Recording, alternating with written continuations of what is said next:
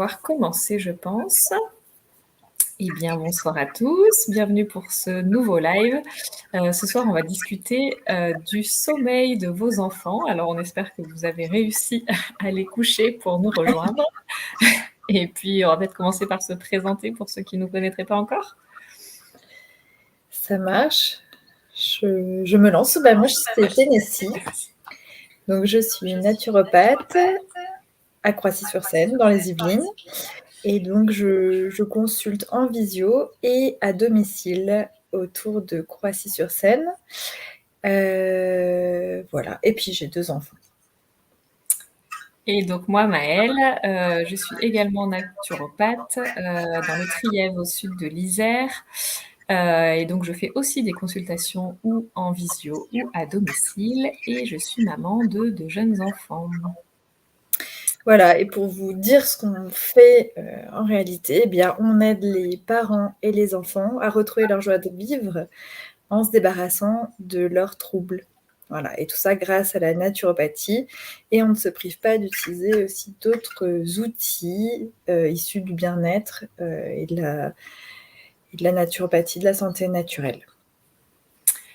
Voilà, donc ce soir, on a décidé de vous parler du sommeil, qui est en naturopathie un des piliers de la santé. Donc il y en a plusieurs, hein. Il y a l'alimentation notamment, la gestion des émotions, l'activité physique, la respiration, etc. Et vraiment, le sommeil, c'est le socle d'une hygiène de vie saine, capable d'accueillir pleinement la vie. Donc c'est aussi un motif majeur de consultation des parents, le sommeil de leurs enfants, clairement. C'est souvent pour ça que des parents consultent.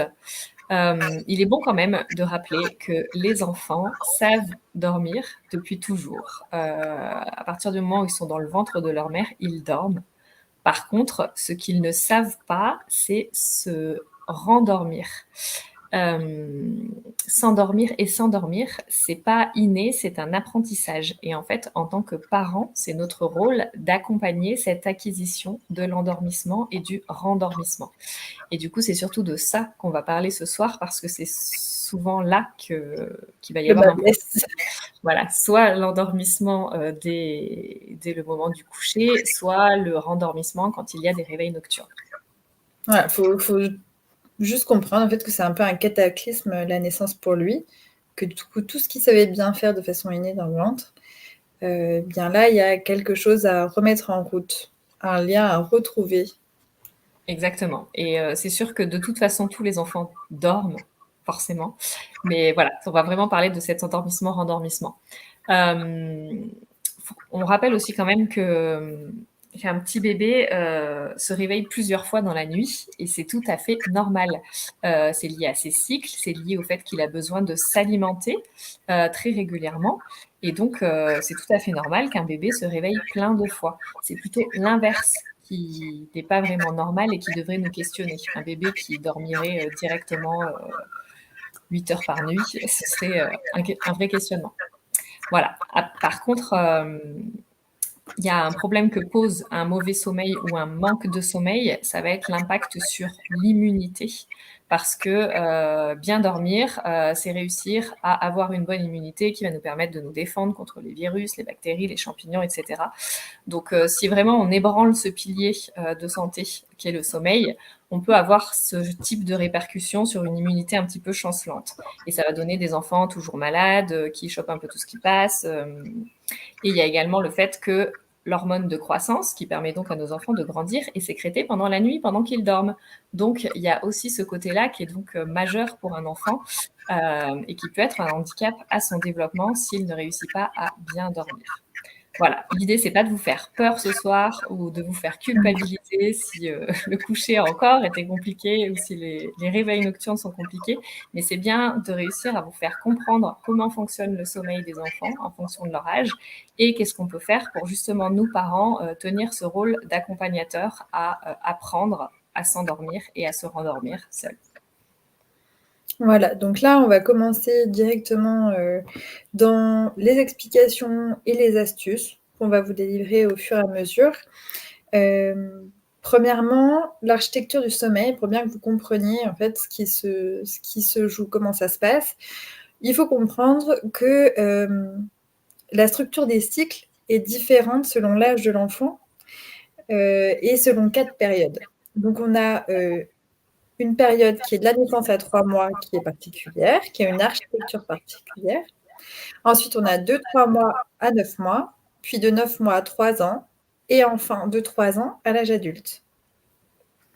Donc, sans rentrer dans les détails trop techniques, on se disait que c'était quand même intéressant de vous dire, en fait, de vous expliquer que c'est une histoire de train. C'est pas pour rien qu'on a cette métaphore filée avec le train tout le temps quand on parle de sommeil, parce que c'est une histoire de train et de wagon.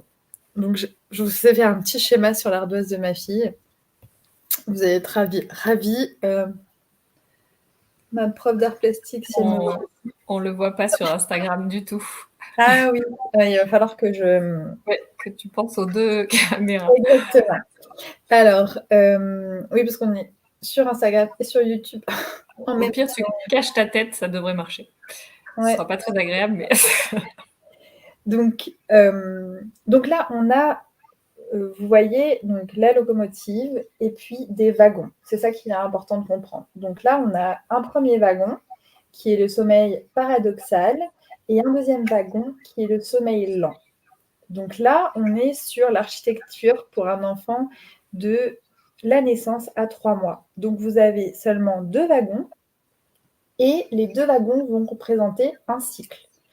Et c'est au terme de ce cycle que va se passer un micro-réveil. Et ce micro-réveil, l'enjeu, ça va être d'attraper de nouveau le train suivant, de rattacher les wagons pour faire un nouveau cycle, sommeil paradoxal et sommeil lent. Donc là, voilà, là vous avez les 4 âges. Et donc, ce qui est important de comprendre, c'est que selon l'âge, on n'a pas le même nombre de wagons. Entre la naissance et 3 mois, vous avez 2 wagons. À partir de 3 mois jusqu'à 9 mois, non, en fait, de 3 mois jusqu'à 3 ans, vous avez 3 wagons. Et à partir de 3 ans, vous avez même 4 wagons. Et vous allez avoir également des cycles des temps de cycle différents, ce qui paraît assez logique, qui va avec le nombre de wagons, mais pas tout à fait. Donc, on a un premier cycle les petits-enfants, les tout petits, jusqu'à 3 mois, ils font des cycles donc, de 50 minutes. Ça veut dire qu'en 50 minutes, ils ne sont pas censés se réveiller, mais au bout de 50 minutes, arrive un micro-réveil. Pour les enfants de 3 mois à 9 mois, ça va être au bout de 70 minutes, comme ceux jusqu'à 3 ans. Et ensuite, à partir de 3 ans, ça va être le micro-réveil va avoir lieu au bout de 90 à 120 minutes. Voilà. Il est important aussi de comprendre que là, vous voyez, le sommeil paradoxal, ça c'est le sommeil du rêve. C'est le sommeil de la mémorisation, où l'enfant et l'adulte va mémoriser finalement tout ce qu'il a vécu dans la journée, appris, compris. Et le sommeil lent, lui, est plutôt le wagon finalement qui va l'aider à récupérer ou grandir, puisque l'adulte ne grandit plus, mais l'enfant lui grandit. Donc c'est le wagon de la récupération et de la croissance. Et ce qu'il est important aussi de comprendre, c'est que dans ce cycle-là du sommeil paradoxal, du sommeil du rêve, eh bien l'enfant comme l'adulte, va être plutôt agité. Donc on va pouvoir faire des petits bruits, avoir des mouvements, parler, etc. Alors que dans le sommeil lent, après le sommeil lent profond et le sommeil lent très profond chez l'adulte, c'est des sommeils où on va plutôt être vraiment, on va dire, dormir comme des bébés, donc vraiment une respiration très longue et peu de bruit. Et voilà. Et pourquoi je vous dis ça? Parce qu'il est important de comprendre qu'un sommeil paradoxal, là où l'enfant peut crier, rire, enfin, moi je ne sais pas si c'est le cas, Maëlle, mais moi ça peut m'arriver d'entendre mes enfants pleurer ou rire, et je pense que c'est un réveil, mais finalement en fait c'est un rêve. Et là, ce qui se joue chez le tout petit enfant, c'est la tentation d'aller le prendre parce qu'on se dit il se réveille, etc. Il faut que j'y aille, alors que c'est simplement un rêve et qu'il serait vraiment dommage de le perturber dans son cycle si fragile finalement. Est-ce que vous... Ouais. Ouais, et donc du coup, ces petits micro-réveils dont tu as parlé, qui arrivent à chaque fois à la fin d'un premier train, d'un premier cycle, et entre chaque cycle, en fait, ils durent à peu près, enfin, maximum 10 minutes. Et ça, absolument tout le monde les a. C'est-à-dire que vous, en tant qu'adulte, vous avez aussi toutes les nuits ces micro-réveils. Sauf que on apprend en fait à se rendormir seul. Et du coup, on se rend même plus compte finalement qu'on a eu ces micro-réveils. On repart dans un second cycle sans problème. Et donc, c'est ça que les enfants apprennent. Et c'est aussi ces moments-là où parfois, en fait, on va vouloir, nous, adultes, intervenir parce qu'on va entendre que nos enfants sont réveillés et en fait, ils vont peut-être se rendormir tout seuls pendant cette petite phase qui peut durer jusqu'à 10 minutes. Donc, du coup, notre premier conseil, en fait, pour aider à ce rendormissement, c'est déjà de ne pas surréagir au moindre réveil. C'est-à-dire que si vous entendez des bruits, comme disait Tennessee, un enfant qui bouge, même un enfant qui peut... Moi, je sais que mes enfants sont capables de m'appeler. Et en fait, une fois que tu arrives... voilà, c'est juste qu'il y a ces petits micro-réveils-là et qu'ils peuvent réussir à reprendre un train tout seul. Donc déjà, ne pas surréagir. Par contre, ça ne veut pas dire, bien évidemment, laisser hurler son enfant. Voilà, que si votre enfant se met à pleurer, on n'est pas là en train de vous dire attendez 10 minutes ou les fameuses méthodes qu'on entend 5 minutes, puis 10 minutes, puis 15 minutes, puis je ne sais plus exactement. Clairement, toutes les études en neurosciences sur le cerveau des enfants, etc., ont bien montré que laisser pleurer un enfant, ça n'avait aucun intérêt. Au contraire, ça détruit des choses dans son cerveau. En plus du fait que ça lui donne la sensation qu'il doit se débrouiller tout seul et que personne ne viendra l'aider. Donc ça, clairement, voilà, si vous n'êtes pas convaincu de ça, allez lire Catherine Guéguin, vous pourrez voir toutes les études qui existent sur le sujet. C'est vraiment pas ce qu'on est en train de vous dire là ce soir. C'est simplement de ne pas surréagir dans ces moments-là.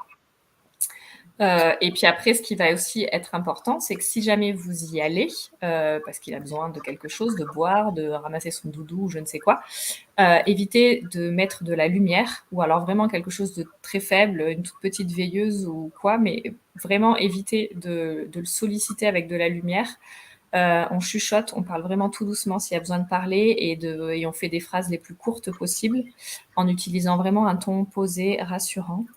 Et on rappelle surtout à l'enfant qu'il est en sécurité dans son lit, dans sa chambre.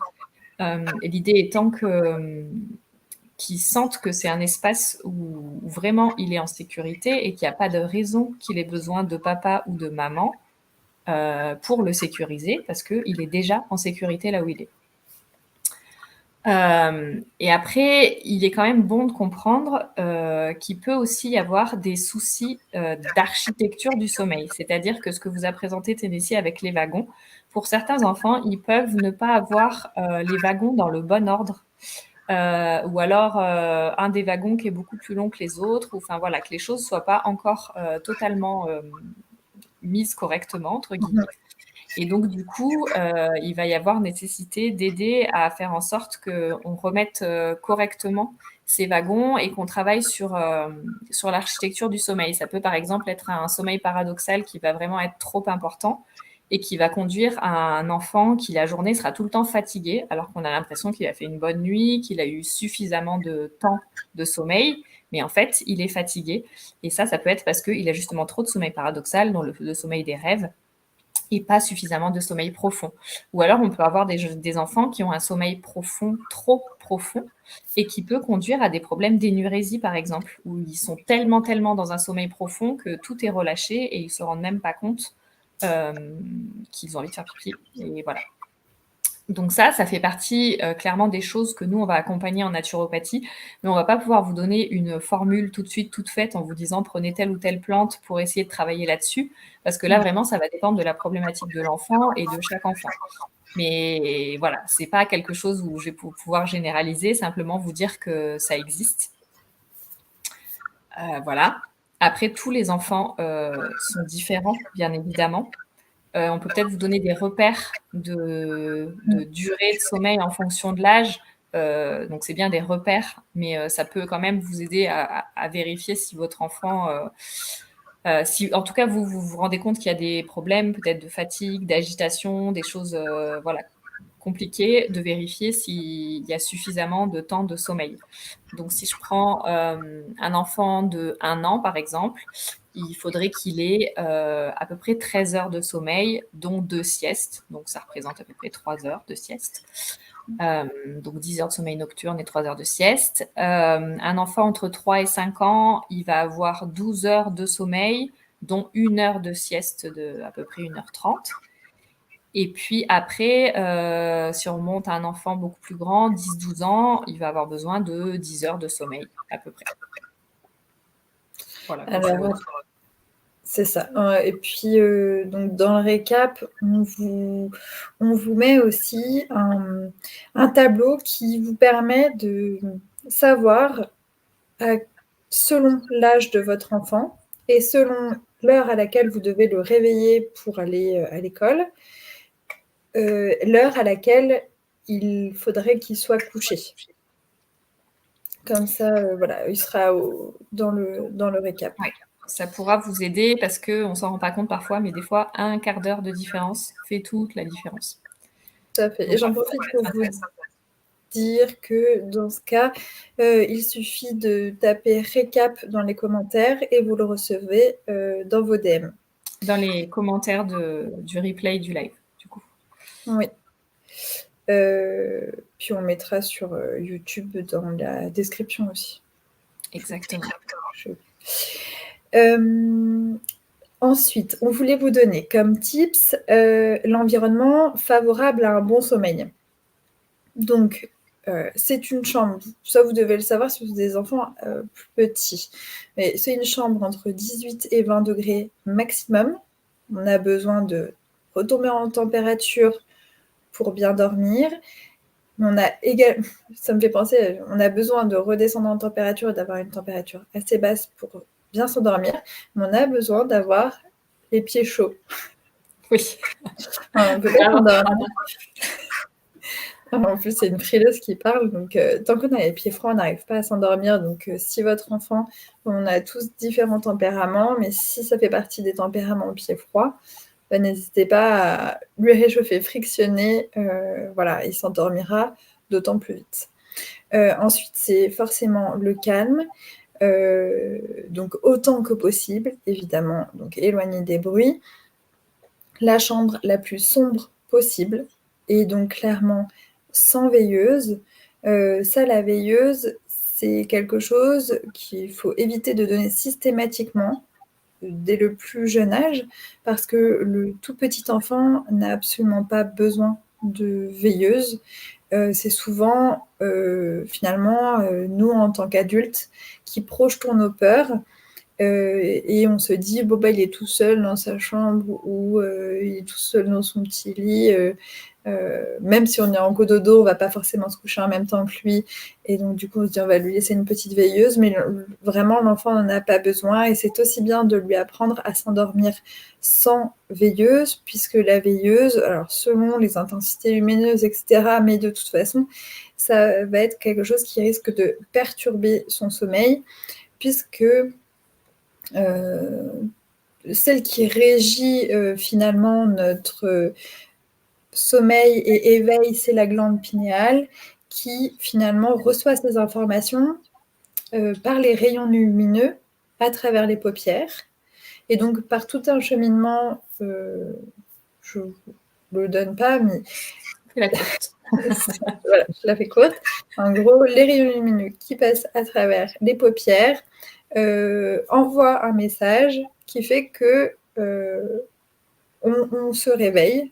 Donc, si ça envoie un message au mauvais moment, au milieu de la nuit, eh bien, ça risque de justement bousculer l'architecture du sommeil par juste la présence de la lumière. Ensuite, des choses simples comme un lit avec un matelas ferme, c'est très important pour les enfants, et confortable. Et bien sûr, l'enfant doit se sentir en sécurité, donc il est important qu'il se sente en sécurité dans sa chambre, qu'on puisse lui dire qu'il puisse être dans sa chambre au calme, seul, à jouer, pour sentir que cet environnement est paisible, agréable et sécure. Voilà. Et deuxième chose sur l'environnement, donc là on a parlé de la chambre, et deuxième chose, les écrans. Je pense qu'on en entend beaucoup parler aujourd'hui, mais je le redis, c'est pas d'écran jusqu'à 3 ans. Et à partir de 3 ans, s'il y a des écrans, c'est au moins un arrêt au moins 2 heures avant d'aller se coucher. Parce que la lumière bleue va perturber ce cycle et perturber la mélatonine et l'endormissement. Donc, on évite absolument les écrans tout de suite avant d'aller se coucher. Après, vous faites comme vous voulez. C'est seulement des choses physiologiques qui permettent un meilleur endormissement. Donc, si ça vous pose problème, vraiment, voilà. Comme ça, vous ne pourrez plus dire que vous ne savez pas.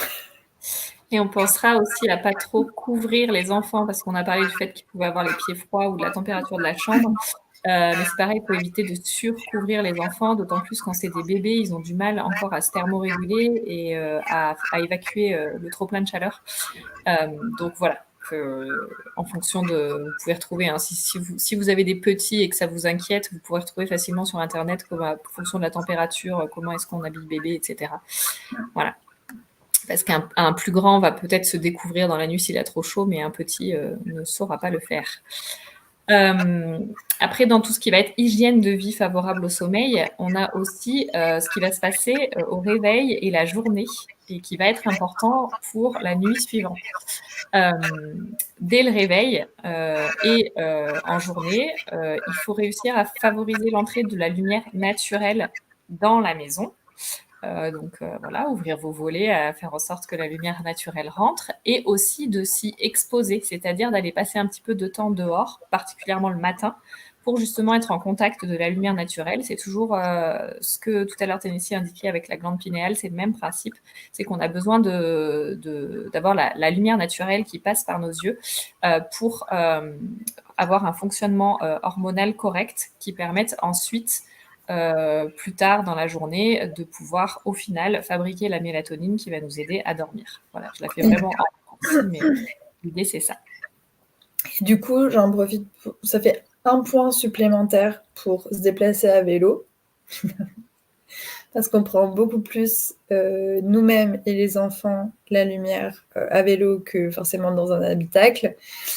Et je pensais à une autre chose aussi, c'est les lumières artificielles, je ne vais pas donner le nom, alors que je l'utilise encore, mais vous voyez... Luminothérapie, oui, voilà, merci. Les lampes de luminothérapie avec donc un certain nombre de lux pour que ce soit intéressant, mais s'exposer, nous, en tant qu'adultes, quand on sent qu'on a des difficultés à s'endormir le soir, de s'exposer tôt le matin en prenant son petit-déj, ou même en arrivant sur son lieu de travail. Finalement, c'est assez discret et la lumière doit être assez proche du visage, donc ça peut se mettre sur un bureau et ça peut vraiment aider à mieux se coucher le soir. Alors après, autre chose qui a un grand impact sur le sommeil, on s'en rend pas forcément compte, c'est l'alimentation. Le fait d'avoir des repas sains, une alimentation vivante, va largement aider tout notre fonctionnement de notre corps, qui va permettre d'arriver à un sommeil de qualité. Avoir des repas à horaires réguliers également, pour nous permettre de respecter notre chronobiologie. et aussi un dîner tôt le soir et léger. Alors tôt, ça veut dire que en fait, c'est le plus tôt possible. Pour les enfants, au moins 1 heure avant le coucher, on se met à table. Pour les adultes, c'est bien si on arrive à avoir 4 heures entre le dîner et l'heure du coucher pour éviter que l'estomac soit encore en train de marcher au moment où on va s'endormir et que du coup, il va se stopper net et recommencer que le lendemain matin à travailler. Donc en fait, l'un perturbe l'autre. Exactement. Voilà, donc pour les enfants, 1 heure avant le coucher, c'est bien. Et alors, avoir le moins de sucre possible au dîner, voire pas du tout de sucre au dîner avant d'aller dormir, parce que c'est pareil, ça va perturber le sommeil. Et bah, tu vois, on parle de sucre, mais c'est vrai qu'on n'a pas parlé aussi du petit déjeuner, parce que finalement, le petit déjeuner va garantir aussi les apports nécessaires en différentes choses pour aller dormir. Pareil, je ne vais pas rentrer dans les détails, mais c'est grâce à un petit déjeuner protéiné, salé, sans sucre, qu'on va apporter les ingrédients nécessaires au fonctionnement physiologique et donc à un endormissement serein. Et pour les enfants, jusqu'à l'âge adulte quasiment, il est important d'apporter une portion de féculents qui va pouvoir leur apporter également certaines choses pour pouvoir rentrer calmement et sereinement dans le réveil. Alors que nous, à l'âge adulte, ça dépend, encore une fois, quels adultes, mais nous, en règle générale, on n'a pas besoin de féculents le soir, alors qu'un enfant en a systématiquement besoin. Voilà. Après, un autre point important aussi, c'est d'avoir une activité physique dans la journée. Une possibilité de se défouler, si possible, dehors, 1 heure par jour à peu près. Par contre, on stoppe tout ce qui va être sport intense au moins 1 heure avant de se coucher pour éviter d'être vraiment trop dans un état qui ne sera pas favorable au sommeil. Mais en tout cas, dans la journée, c'est important d'avoir ce moment-là. Et puis après, d'avoir aussi des horaires réguliers, que ce soit pour le coucher, le repas, le lever le matin. C'est important pour avoir un bon sommeil de se réguler et d'avoir à peu près toujours le même horaire, que ce soit semaine ou week-end d'ailleurs. Et d'avoir une routine qui va être à la fois rassurante pour l'enfant et structurante aussi pour lui.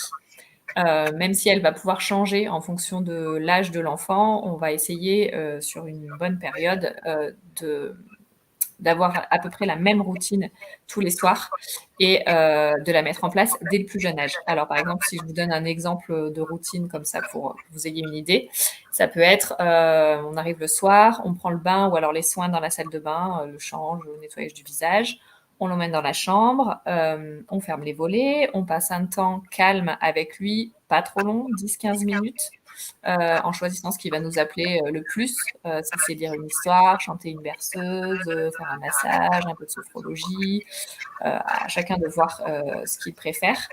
Et puis, on lui fait un câlin, on le met dans son lit, réveillé, et on éteint la lumière, on lui souhaite une bonne nuit et on quitte la chambre. Et c'est important que ce ne soit pas trop long. Et aussi, et pas trop compliqué. Oui, pas trop long, pas trop compliqué. Et ce qui va être aussi très très important, c'est d'instaurer une routine d'endormissement qu'il pourra reproduire tout seul quand lui va se réveiller la nuit. Parce que je vais vous donner un exemple très classique. Si votre routine d'endormissement, c'est l'allaiter ou le bercer jusqu'à ce qu'il s'endorme complètement et là, vous le posez dans son lit, en fait, il ne va pas être capable de faire ça en plein milieu de la nuit quand il va se réveiller. Il va avoir besoin de vous pour venir l'allaiter ou le bercer pour qu'il puisse se rendormir. Et du coup, c'est pas ce qu'on cherche, du coup, parce que l'idée, c'est qu'il réussisse à s'endormir tout seul. Donc voilà, l'allaitement ou la berceuse, c'est à un moment, et après on switch sur la routine du soir ou autre chose, mais c'est pas ça qui permet de l'endormir, sinon on rentre dans ce cercle vicieux où il a toujours besoin de nous. Nous sommes allaitantes, donc on peut en parler. On a tous fait cette erreur. Ensuite, on n'est pas bonne sur le timing, hein, parce que là, Non. vous avez prévu 30 minutes et on va dépasser forcément. Ce serait dommage de ne pas vous donner le reste. Donc, la routine d'endormissement structurante, très importante, hyper rassurante pour l'enfant. Et il y a d'autres choses. Il est important de repérer les signaux de fatigue chez l'enfant, parce que donc la routine va instaurer un rythme, donc vous allez tenter d'apporter une certaine heure au coucher. Donc, si vous dépassez l'heure du coucher, la routine va être perturbée. Donc, c'est perturbant pour tout le reste, pour les jours suivants, etc. En revanche, si les signaux de fatigue sont présents avant l'heure du coucher, là, il ne faut pas hésiter à coucher l'enfant au plus rapide. C'est-à-dire que si ça veut dire ne pas manger ou manger une cuillerée et aller se coucher, vraiment, il faut se sentir libre et agir vite. Donc, les signaux, on apprend à les reconnaître en les observant. C'est différent chez chaque enfant, mais ça peut être de la frilosité, un enfant qui va commencer à avoir besoin de se couvrir, des fringales, va avoir besoin de beaucoup manger, ou va dire qu'il a très faim, ou se ruer sur des aliments, des yeux qui piquent, donc des gratouillages d'yeux, d'oreilles aussi. Certains, c'est les oreilles, ou qui vont chercher leur nez, qui vont prendre leur pouce plus facilement, des bâillements, des difficultés à articuler, tout simplement une atonie, un manque d'énergie, quelque chose, voilà, un enfant qui vous semble amorphe, qui vient chercher des câlins, ou au contraire qui va partir en crise très très fort, alors que on a du mal à comprendre l'origine de la crise. Voilà, donc tout ça, ça peut être des signes qui peuvent être contradictoires a priori, mais qui dit à vous, parents, qui vous parlent clairement de fatigue. Et ces signes, ça veut dire urgence d'aller au lit. Si vous faites comme d'habitude, le coucher sera difficile, l'endormissement aussi, et il se peut donc qu'il rate le train, et ça risque de repousser au maximum d'un cycle. On vous a dit, pour un enfant jusqu'à 3 mois, c'est de 50 minutes. Et après, ça peut l'aider jusqu'à 70 minutes et jusqu'à 1h20 pour repousser le cycle. Voilà. Alors après, si vous ratez le train, ça ne veut pas forcément dire que ça mettra un cycle entier avant que l'enfant s'endorme, mais ça peut l'être. Ensuite, c'est important de y aller en fait en décrescendo dans votre soirée.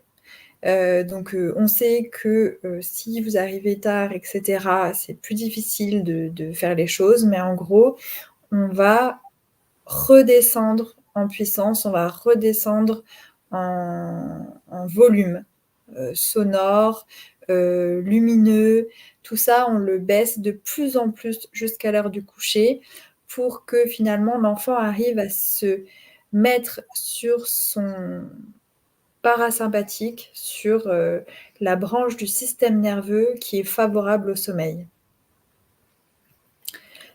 Ensuite, Après, faut penser à l'apaisement, c'est-à-dire qu'un enfant apaisé et prêt à aller se coucher, c'est un enfant qui a rempli son réservoir d'amour. Donc ça veut dire qu'il a eu suffisamment de câlins ou suffisamment de liens, en tout cas, avec son ou ses parents. Et que du coup, voilà, il est rempli, donc il peut tranquillement et de manière apaisée aller se coucher. Et c'est important aussi de délester l'enfant de ces dernières tensions qu'il pourrait avoir de la journée.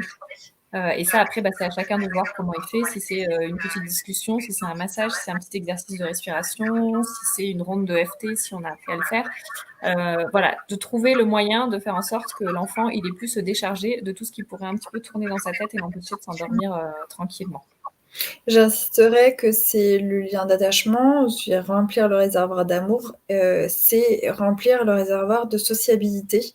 Et c'est pour ça, ça peut sembler bizarre, mais c'est pour ça que c'est quelque chose à faire des tout petits, mais bébés en fait, vraiment dans les premiers mois de vie, même si c'est très court dans les premiers mois de vie, ça va être 5-10 minutes maximum, mais de sociabiliser l'enfant, c'est-à-dire le faire prendre part à la vie de la maison, parce que c'est un besoin qu'on a en tant qu'être humain de remplir notre réservoir de sociabilité. Et tant que ce n'est pas fait, on n'a pas fini notre journée, quoi. Et donc, on a du mal à partir dans un sommeil.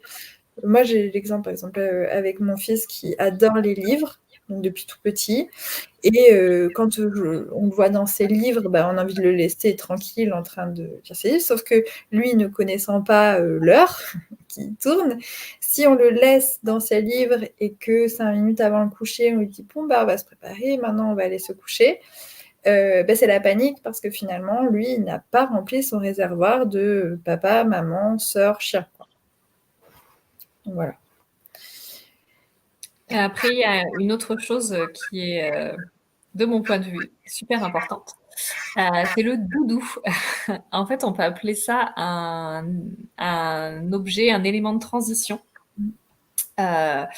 qui peut être donné dès la toute petite enfance. Et c'est intéressant de le donner dès la toute petite enfance parce que c'est un objet qui va faire le lien entre maman et bébé et plus tard entre la maman et l'enfant. Et ça va être d'une grande aide pour qu'il puisse réussir à avoir cet attachement, cet objet de transition pour rattraper un deuxième train sans l'aide de ses parents. Alors, c'est notamment intéressant à partir de 9 mois, quand c'est le moment où l'enfant se rend compte qu'il est différent de sa mère, et donc il peut développer une petite angoisse de séparation. Et donc, du coup, d'avoir ce doudou... lui donne une petite angoisse.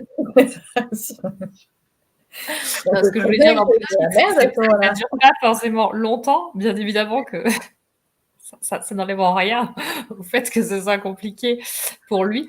Mais voilà, donc développer une angoisse de séparation et donc du coup, ce doudou va pouvoir aider à cette séparation.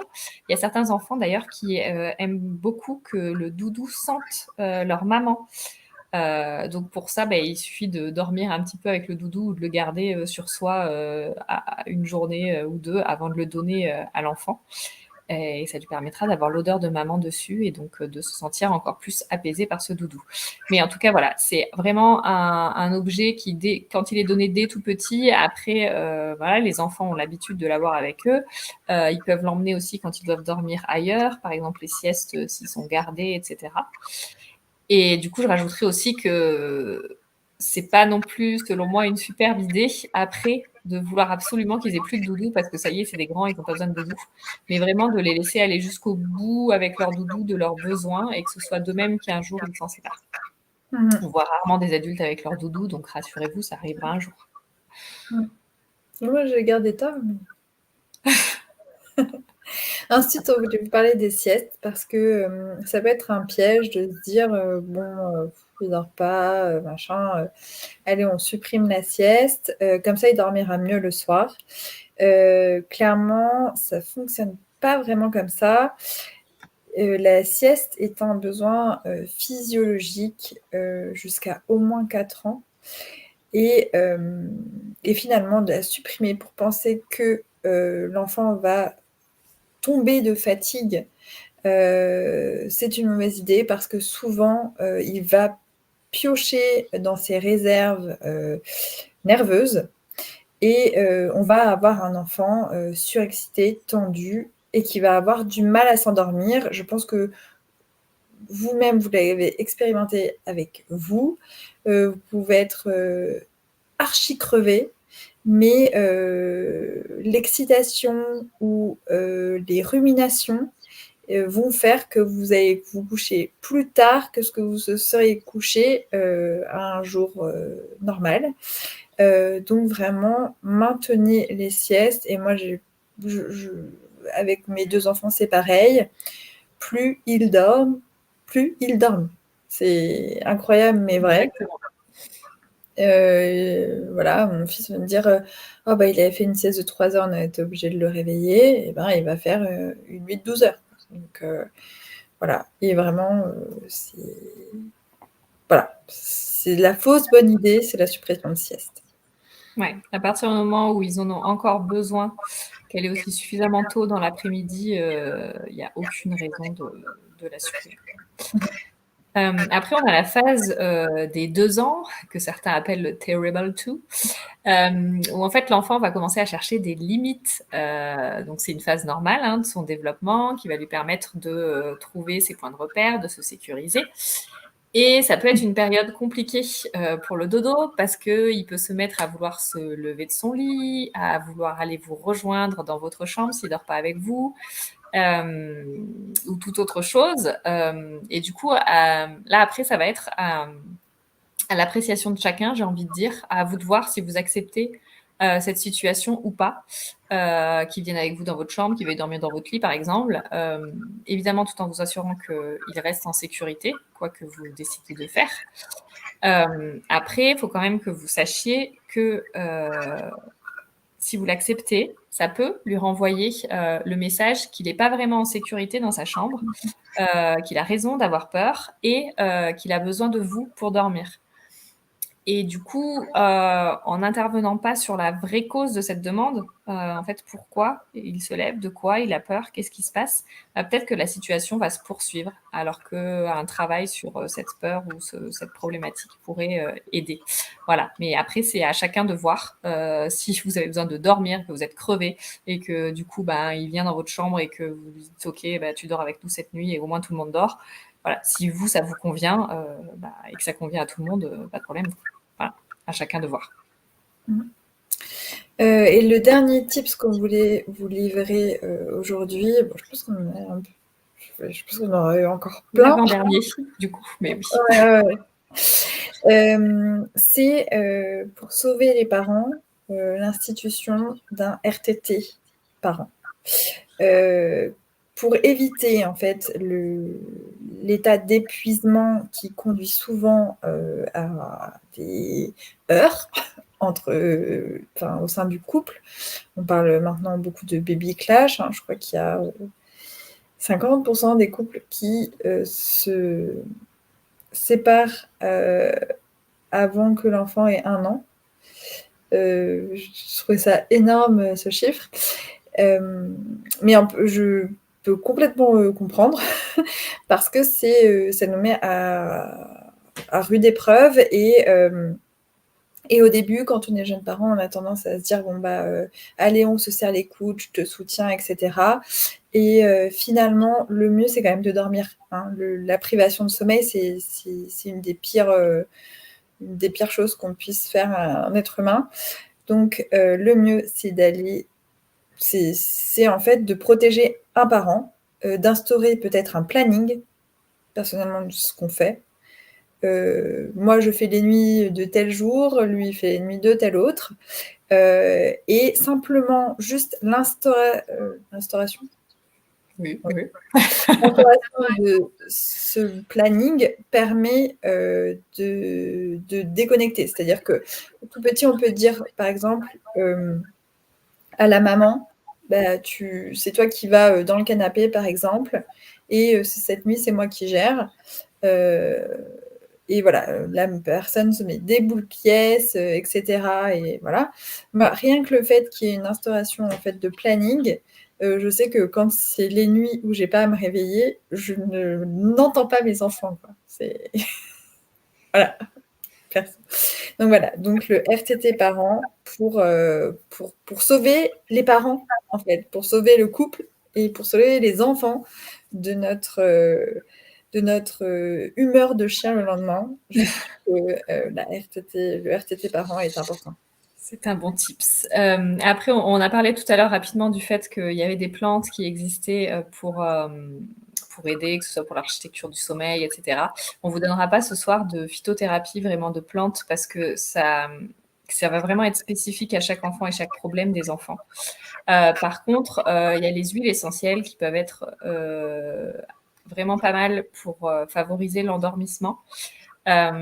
Si vous avez envie d'avoir des recettes, alors par exemple, je pense à un brume d'oreiller, vous pouvez aller sur mon compte. J'avais fait une petite publication avec le pchit anti-peur pour C'est aider pas les longtemps. enfants qui ont peur de différentes choses ou des cauchemars ou quoi, mais ça reste aussi une brume d'oreiller pour aider à s'endormir.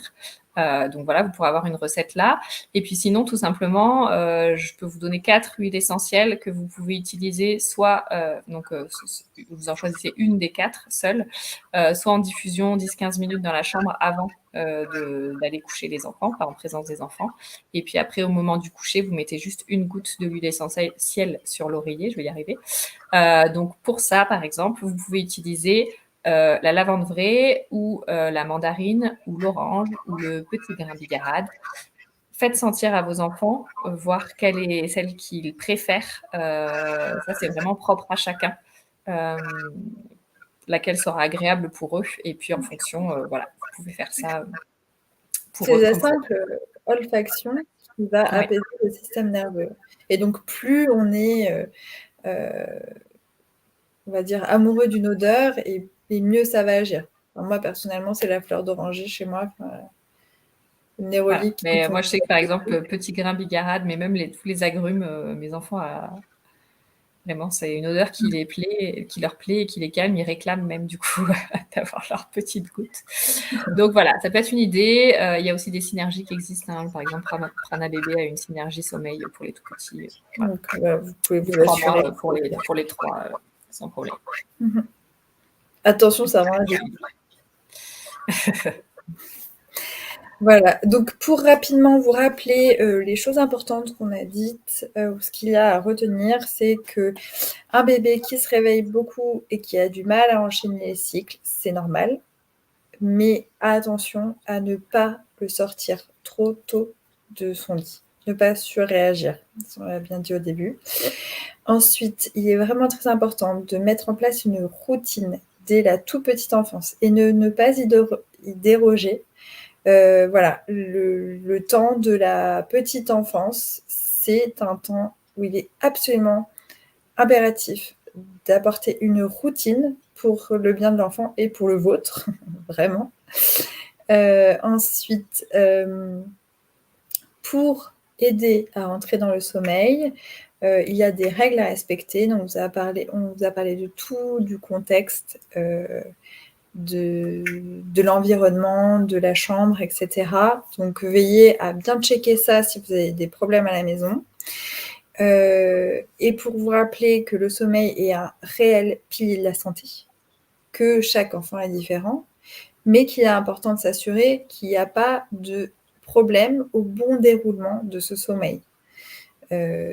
Voilà, là, quand il y a problème, n'hésitez pas à consulter. Ce serait dommage de faire progresser le problème, parce qu'il se règle souvent pas tout seul, et après, ça fait des adultes qui sont en souffrance. Une chose qu'on n'a pas dite, mais qui était important de dire, c'est que si vous avez des doutes sur le sommeil de votre enfant, est-ce qu'il dort bien, est-ce qu'il y a une bonne architecture du sommeil, est-ce qu'il n'y a pas, est-ce qu'il y a pas des problèmes, Pour un enfant fatigué, tout simplement. voilà. La chose à voir, c'est que si votre enfant est en pleine forme la journée, c'est qu'a priori, il n'y a pas de problème. Voilà. Un enfant en pleine forme la journée, c'est un enfant qui a un sommeil qui lui convient. Donc, c'est là où on peut repérer les petits dormeurs. Et bien, voilà. Je crois qu'on a fait le tour, on a largement dépassé. Ouais. Juste vous rappeler, donc on le disait au tout début, dans le récap, il y aura un petit tableau pour vous aider à comprendre combien d'heures de sommeil on a besoin en fonction de son âge, notamment pour les enfants à partir de 5 ans jusqu'à l'âge adulte. Pour recevoir ce fameux récap, quand j'aurai publié dans les minutes qui suivront le replay du live, vous aurez juste à noter récap dans les commentaires et ça vous sera envoyé directement par message privé. On fait appel à l'intelligence artificielle, on se modernise pour vous envoyer tout ça. Voilà.